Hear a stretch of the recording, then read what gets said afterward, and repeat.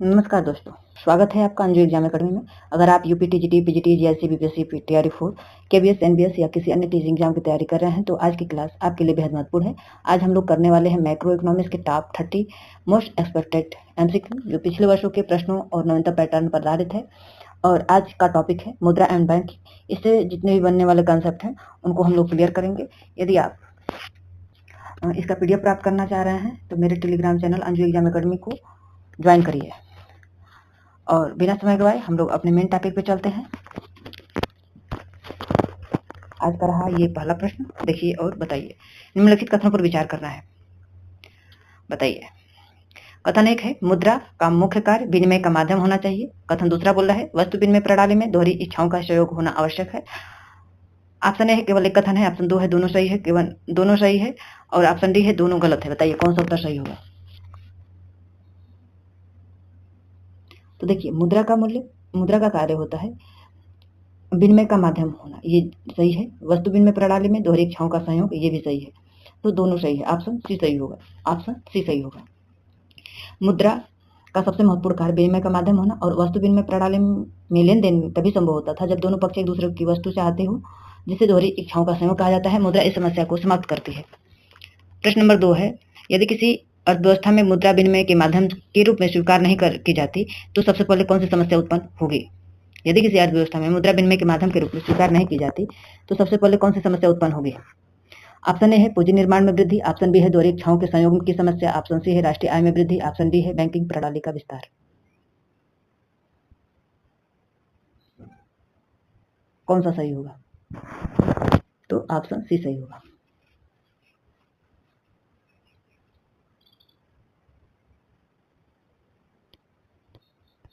प्रश्न नंबर 2 का option C सही होगा, राष्ट्रीय आय में वृद्धि। यानी मुद्रा के अभाव में अर्थव्यवस्था वस्तु विनिमय प्रणाली पर निर्भर हो जाती है, जहां प्रत्येक लेन देन के लिए दोहरी इच्छाओं का संयोग आवश्यक होता है। यही उस प्रणाली की सबसे बड़ी समस्या है। निम्नलिखित में से कौन सा मुद्रा का प्राथमिक कार्य है। मुद्रा का मूल्य का मापक, विनिमय का माध्यम, स्थगित भुगतानों का मानक। ऑप्शन डी है आय का वितरण। प्रश्न नंबर 3 का उत्तर बताइए। तो क्या है, मूल्य का मापक। ऑप्शन ए सही है। यानी आय वितरण का मुख्य कार्य, वितरण मुद्रा का कार्य नहीं है। मुद्रा का प्राथमिक कार्य विनिमय का माध्यम और मूल्य का मापक है, जबकि स्थगित भुगतानों का मानक द्वितीय कार्य माना जाता है। प्रश्न नंबर 4 है निम्नलिखित में से कौन सी मुद्रा वैधानिक मुद्रा कहलाती है, जिसे स्वीकार करना कानूनी अनिवार्य हो। ऑप्शन बी है यह केवल चेक, केवल विनिमय पत्र। ऑप्शन डी है केवल बैंक ड्राफ्ट। बताइएगा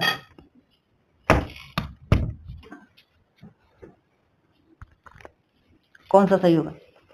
प्रश्न नंबर 4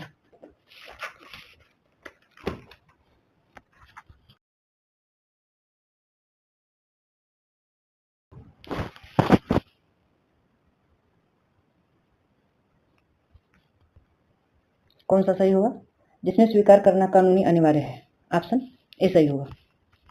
यानी वैधानिक मुद्रा वह होती है जिसे ऋणों एवं भुगतानों की निपटाना में स्वीकार करना कानूनी द्वारा अनिवार्य होता है। भारत में आरबीआई द्वारा जारी बैंक नोट एवं सरकार द्वारा जारी सिक्के वैधानिक मुद्रा के उदाहरण है। प्रश्न नंबर 5 है निम्नलिखित में से कौन सा कथन साख मुद्रा से संबंध में सही है। ऑप्शन ए है केवल धातु के सिक्कों तक सीमित होती है। ऑप्शन बी है चेक एवं बैंक जमा द्वारा मुद्रा शाख मुद्रा का प्रमुख उदाहरण है। ऑप्शन सी है इसे केवल सरकार द्वारा जारी की जाती है, इसका बैंकिंग प्रणाली में कोई संबंध नहीं होता है। प्रश्न नंबर 5 तो कौन होगा, चेक एवं बैंक जमा द्वारा शाख मुद्रा के प्रमुख उदाहरण है। ऑप्शन बी सही होगा।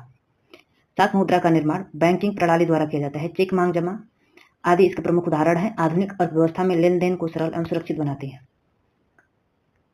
प्रश्न नंबर 6 निम्नलिखित कथनों पर विचार कीजिए। कथन 1 मांग जमा मुद्रापूर्ति का भाग नहीं मानी जाती है। ऑप्शन दूसरा कथन है मांग जमा एक धारक किसी भी समय चेक द्वारा भुगतान कर सकता है। ऑप्शन ए दिया है केवल एक सही है, ऑप्शन बी दिया है 2 सही है, ऑप्शन सी है दोनों सही है, ऑप्शन डी है दोनों गलत है। प्रश्न नंबर 6 तो देखिए कथन 1 मांग जमा मुद्रापूर्ति का भाग मानी जाती है, तो जी बिल्कुल सही मानी जाती है। मांग जगह पर धारक किसी भी समय चेक द्वारा भुगतान कर सकता है, ये भी सही है। तो ऑप्शन सी सही होगा। प्रश्न नंबर 7 है निम्नलिखित में से कौन सा केंद्रीय बैंक का कार्य नहीं है। शांत नियंत्रण, अंतिम ऋणदाता के रूप में जनता को प्रत्यक्ष रूप से दीर्घकालीन व्यापारिक ऋण देना, नोट निर्गमन। बताइए कौन सा होगा? जनता को प्रत्यक्ष रूप से दीर्घकालीन व्यापारिक ऋण देना, ये आरबीआई का मुख्य कार्य नहीं है, क्योंकि आरबीआई सीधे जनता से, आम जनता से नहीं जुड़ी होती है, यह एक शीर्ष संस्था है। ऑप्शन सी है। इसका मुख्य कार्य होता है, केंद्रीय बैंक का कार्य मतलब होता है शासन नियंत्रण, नोट निर्गमन, सरकार का बैंकर, अंतिम ऋणदाता के रूप में कार्य करता है। प्रश्न नंबर 8 है, यदि भारतीय रिजर्व बैंक नकद आरक्षण अनुपात में वृद्धि करता है तो सबसे संभावित प्रभाव क्या होगा? बैंकों को ऋण देने की क्षमता बढ़ जाएगी, बैंकों की ऋण देने की क्षमता बढ़ जाएगी, मुद्रा आपूर्ति बढ़ जाएगा, बैंकों की ऋण देने की क्षमता घट जाएगी, या बाजार में ब्याज दर शून्य हो जाएगी। प्रश्न नंबर 8 का उत्तर कौन सा सही होगा?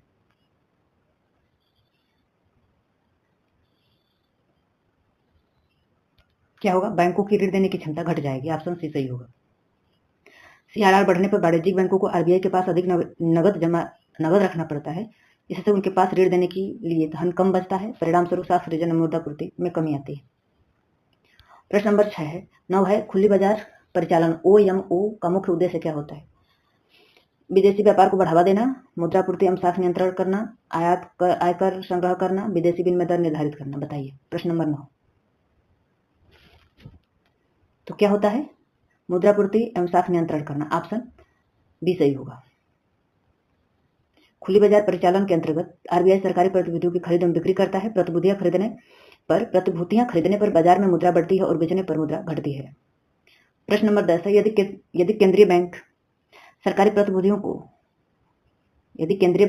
प्रतिभूतियां खुले बाजार में खरीदता है तो सबसे संभावित परिणाम क्या होगा? बाजार में मुद्रापूर्ति घट जाएगी, बैंकों की तरलता कम हो जाएगी, बाजार में मुद्रापूर्ति एवं बैंकिंग तरलता बढ़ जाएगी, सीआरआर स्वतः बढ़ जाएगा।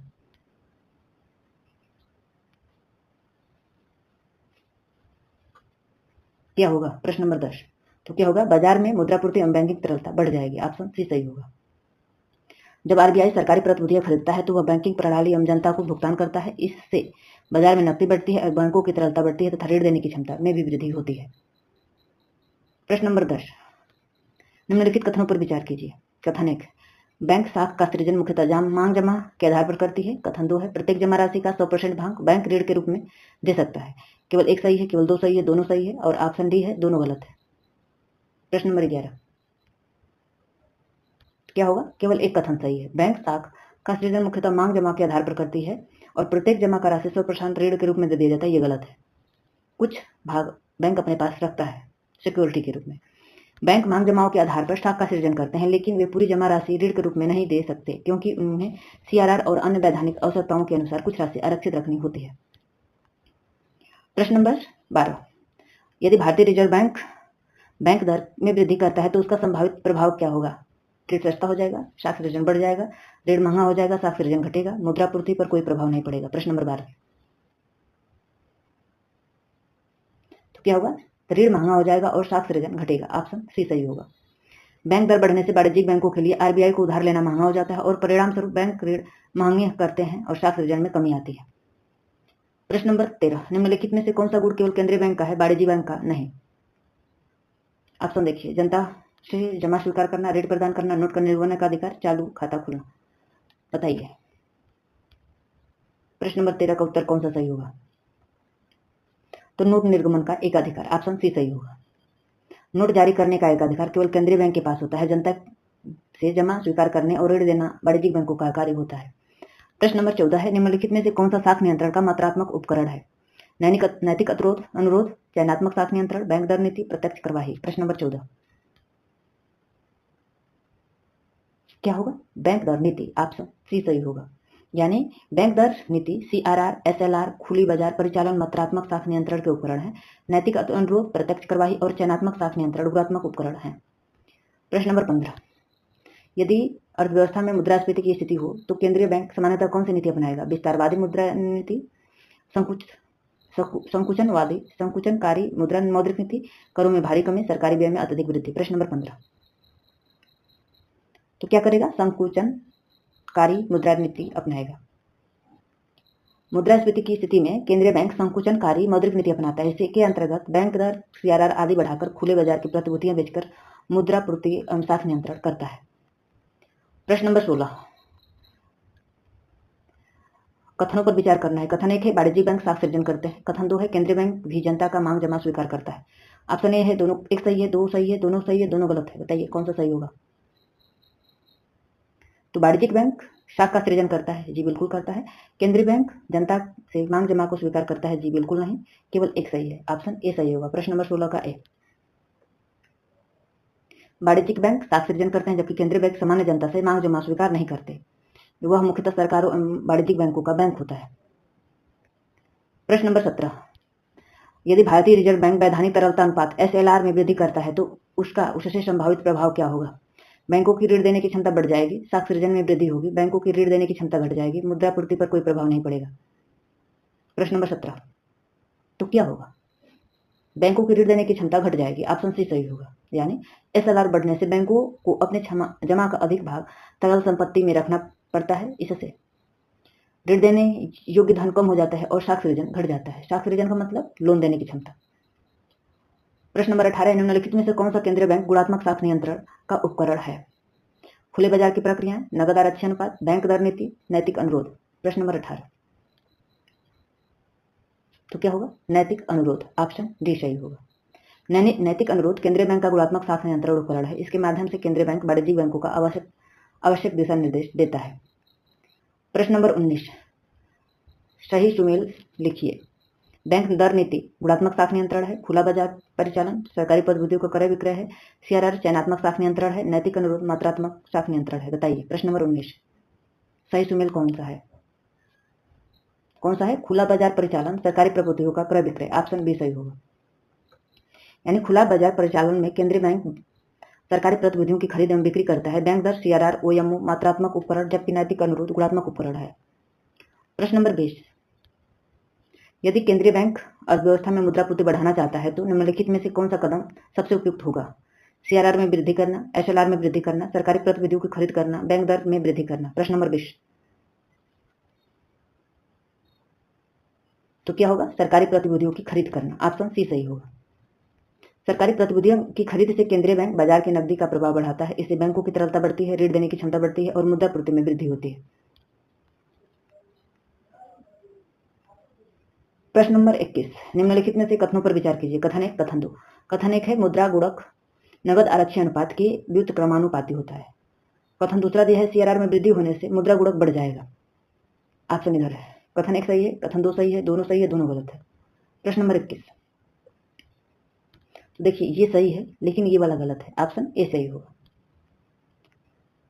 यानी मुद्रा गुणक और CRR में व्युत्क्रमानुपाती संबंध होता है। CRR बढ़ने पर बैंक कम ऋण देता है जिससे मुद्रा गुणक घट जाएगा।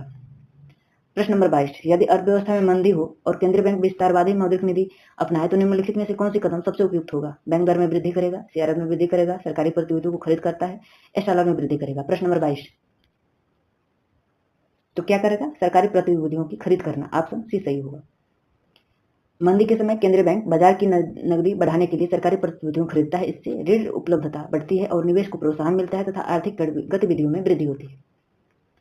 प्रश्न नंबर 23। निम्नलिखित में से कौन सा कार्य केवल वाणिज्यिक बैंक का है, केंद्रीय बैंक का नहीं? स्टॉक सृजन, नोट निर्गमन, विदेशी विनिमय मुद्रा भंडार का प्रबंधन, मौद्रिक नीति का निर्माण। प्रश्न नंबर 23 कौन सा होगा? स्टॉक सृजन, ऑप्शन ए सही होगा। स्टॉक सृजन वाणिज्यिक बैंकों का प्रमुख कार्य है। नोट निर्गमन मौद्रिक नीति का निर्माण एवं विदेशी विनिमय भंडार का प्रबंधन केंद्रीय बैंक का कार्य है। प्रश्न नंबर 24। निम्नलिखित में से कौन सा कथन सही है? सभी मुद्रा धन है परंतु सभी धन मुद्रा नहीं, सभी धन मुद्रा है। प्रश्न 3 है, ऑप्शन 3 है मुद्रा और धन दोनों समान अवधारणाएं हैं, मुद्रा कोई धार्मिक आर्थिक महत्व नहीं है। प्रश्न नंबर 24 का कौन सा उत्तर सही होगा? तो देखिए सभी मुद्रा धन है परंतु सभी धन मुद्रा नहीं है, ऑप्शन ए सही होगा। मुद्रा धन का एक भाग है लेकिन प्रत्येक धन मुद्रा नहीं होता। भूमि, भवन, मशीन आदि धन है परंतु मुद्रा नहीं, क्योंकि वे सब सार्वभौमिक विनिमय का माध्यम नहीं है। प्रश्न नंबर 25 है, निम्नलिखित में से कौन सी स्थिति केंद्रीय बैंक द्वारा संकुचनकारी मौद्रिक नीति अपनाने का प्रमुख कारण हो सकता है? उच्च बेरोजगारी, आर्थिक मंदी, अत्यधिक मुद्रास्फीति, निवेश में कमी। तो क्या होगा? अत्यधिक मुद्रास्फीति, ऑप्शन सी सही होगा। जब अर्थव्यवस्था में अत्यधिक मुद्रास्फीति होती है तब केंद्रीय बैंक दर CRR और SLR बढ़ाकर खुले बाजार में प्रतिभूतियां बेचकर मुद्रापूर्ति को नियंत्रित करता है और संकुचनकारी मुद्रास्फीति मौद्रिक नीति का मुख्य उद्देश्य है। प्रश्न नंबर 26 है, निम्नलिखित कथनों पर विचार कीजिए। कथन 1, कथन 2। CRR में परिवर्तन करने का अधिकार केवल भारतीय रिजर्व बैंक को है और CRR में वृद्धि से वाणिज्यिक बैंकों का साख सृजन बढ़ जाता है। ऑप्शन ए है दोनों सही है, दोनों सही है, दोनों गलत है। प्रश्न नंबर 26 तो देखिए CRR में परिवर्तन से का अधिकार केवल RBI के पास है। जी बिल्कुल है। CRR में वृद्धि से वाणिज्यिक बैंकों के पास सृजन बढ़ जाता है तो गलत है। ऑप्शन केवल एक सही होगा, घट जाता है। CRR निर्धारित एवं परिवर्तित करने का अधिकार RBI के पास होता है। CRR बढ़ने पर बैंकों के पास ऋण देने योग्य राशि कम हो जाती है, इसलिए साख सृजन क्षमता घटती है। प्रश्न नंबर 27 है, निम्नलिखित में से कौन सा सुमेलित है? बताइए। बैंक दर गुणात्मक साख नियंत्रण है, नैतिक अनुरोध गुणात्मक साख नियंत्रण है, CRR चयनात्मक साख नियंत्रण है, ऑप्शन डी है खुला बाजार परिचालन गुणात्मक साख नियंत्रण है। प्रश्न नंबर 27 कौन सा सही है? तो देखिए जो नैतिक अनुरोध है ना गुणात्मक साख नियंत्रण है, ऑप्शन बी सही होगा।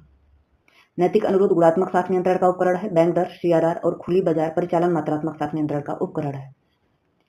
प्रश्न नंबर 28, यदि वाणिज्यिक बैंक अत्यधिक मात्रा में ऋण देना प्रारंभ कर दे और अर्थव्यवस्था में मुद्रास्फीति बढ़ने लगी तो केंद्रीय बैंक का प्रथम उद्देश्य क्या होता है?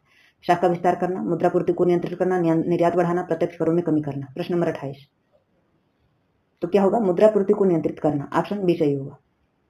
अत्यधिक ऋण वितरण से मुद्रापूर्ति बढ़ती है जिससे मुद्रास्फीति का दबाव उत्पन्न होता है। ऐसी स्थिति में केंद्रीय बैंक का मुख्य उद्देश्य शाखा और मुद्रापूर्ति को नियंत्रित करना होता है। प्रश्न नंबर 29, मुद्रा गुणक के संबंध में निम्नलिखित में से कौन सा कथन सही है? CRR बढ़ने पर मुद्रा गुणक बढ़ता है। मुद्रा गुणक का साख सृजन से कोई संबंध नहीं है। कम CRR होने पर बैंक दर अधिक साख सृजन करते हैं। मुद्रा गुणक केवल केंद्रीय बैंक पर लागू होता है। प्रश्न नंबर 29 क्या होगा? कम CRR होने पर बैंक अधिक साख सृजन करते हैं। कम CRR होने पर बैंकों के पास अधिक ऋण निधि उपलब्ध होती है, इससे साख सृजन बढ़ता है और मुद्रा गुणक का प्रभाव भी अधिक होता है। प्रश्न नंबर 30, निम्नलिखित में से कौन सा कथन केंद्रीय बैंक और वाणिज्यिक बैंक के बीच मूलभूत अंतर को सबसे अधिक सही रूप से स्पष्ट करता है? ऑप्शन है दोनों का उद्देश्य लाभ कमाना होता है। ऑप्शन बी है केंद्रीय बैंक मौद्रिक नीति और साख नियंत्रण का संचालन करता है जबकि वाणिज्यिक बैंक जमा स्वीकार कर ऋण प्रदान करता है। तो ऑप्शन बी सही होगा। दोस्तों इस तरह हमारा कंप्लीट हुआ। पूरा वीडियो देखने के लिए तहे दिल से शुक्रिया। अगला चैप्टर आय और रोजगार निर्धारण से होगा। चैनल पर नए हैं तो सब्सक्राइब करिएगा, वीडियो पसंद आए तो लाइक करिएगा। Thank you.